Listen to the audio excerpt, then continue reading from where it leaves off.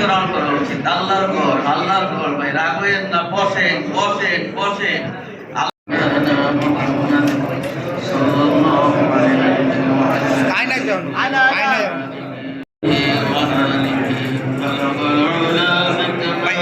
সবাই পড়।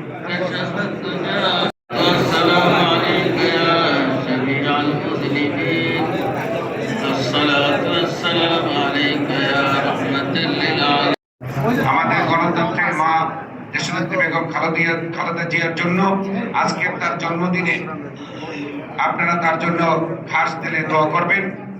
সবাইকে তার রুহের মাগফিরাত কামনা করার জন্য দোয়া করার আহ্বান জানিয়ে আমি আমার সংক্ষিপ্ত বক্তব্য বড় কথা তো উনি যাবে গেছে উত্তর না দিয়ে।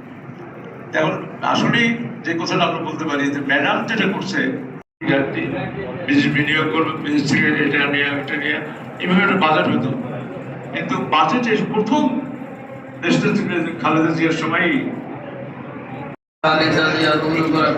আবার একটা তুই